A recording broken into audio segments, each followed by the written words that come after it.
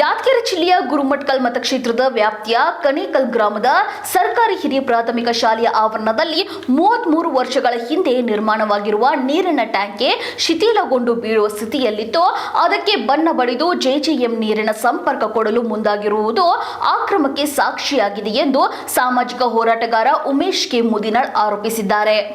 ಸೋಮವಾರ ಬೆಳಗ್ಗೆ ಗ್ರಾಮಕ್ಕೆ ಭೇಟಿ ನೀಡಿ ಮಾತನಾಡಿರುವ ಅವರು, ಅತ್ಯುತ್ತಮ ನೀರು ಒದಗಿಸುವ ಯೋಜನೆಯನ್ನು ಇಂತಹ ಅಕ್ರಮಗಳಿಂದ ಯೋಜನೆ ಹಳ್ಳ ಹಿಡಿಯುವಂತೆ ಮಾಡುತ್ತಿರುವ ಅಧಿಕಾರಿಗಳ ಕ್ರಮದಿಂದಾಗಿ ವಿದ್ಯಾರ್ಥಿಗಳು ಜೀವ ಭೀತಿಯಲ್ಲಿ ಶಾಲೆಗೆ ಹೋಗುವಂತಾಗಿದೆ ಎಂದು ದೂರಿದರು.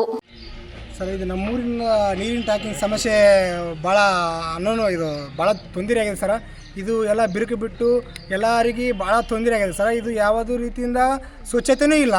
ಮತ್ತು ಇಲ್ಲಿ ನಮ್ಮ ಶಾಲೆ ಮಕ್ಕಳಿಗೂ ತೊಂದರೆ ಆಗೋ ಸಿಚುವೇಶನ್ ಆದ ಸರ್. ಮತ್ತು ಇದನ್ನು ಆದಷ್ಟು ಬೇಗ ಹೊಸ ಟ್ಯಾಂಕನ್ನು ನಿರ್ಮಾಣ ಮಾಡಿ ಇಲ್ಲಿರ್ತಕ್ಕಂಥ ಯಾವುದೇ ಸಮಸ್ಯೆಗೆ ಒಳಗಾಗದೆ ನೋಡಿಕೊಳ್ಬೇಕಂತೇಳಿ ನಾವು ಒಂದು ಮನವಿ ಮಾಡಿಕೊಳ್ತೀವಿ ಸರ್. ನಮ್ಮ ಹೆಸರು ನಾಗರೆಡ್ಡಿ, ಕಣೇಕಲ್ ಸರ್.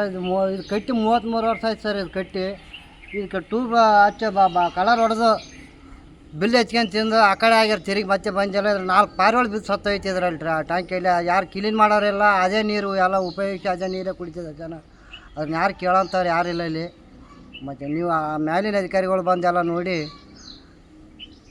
ಇಲ್ಲಿ ಮಕ್ಕಳು ತೊಂದರೆ. ಸ್ಕೂಲ್ ಆದ ಪಕ್ಕದಲ್ಲಿ ಈ ಸ್ಕೂಲ್ ಮಕ್ಕಳು ಮತ್ತು ಅಕಸ್ಮಾತ್ ಅವ್ರ ಮ್ಯಾಲೆ ಬಿತ್ತು ಅಂತಂದರೆ ಅದು. ನಿಮ್ಮ ಹೆಸರು ಮತ್ತೆ? ಮಾದೇವಪ್ಪ. ರೈಟ್. ಯಾದಗಿರಿ ಜಿಲ್ಲೆ ಗುರುಮಠಕಲ್ ಮತಕ್ಷೇತ್ರ ವ್ಯಾಪ್ತಿಗೆ ಬರ್ತಕ್ಕಂಥ ಕಣೇಕಲ್ ಗ್ರಾಮದಲ್ಲಿ ಶಾಲಾ ಆವರಣದಲ್ಲಿ ನಿರ್ಮಾಣ ಆಗಿರ್ತಕ್ಕಂಥ 33 ವರ್ಷ ಆಯ್ತು ಇದು ಕಟ್ಟಿ. ನಿರ್ಮಾಣ ಹಾಕಿಸಿ ಇವಾಗೆಲ್ಲ ಶಿಥಿಲಗೊಂಡು ಬೀಳುವ ಸ್ಥಿತಿಯಲ್ಲದ.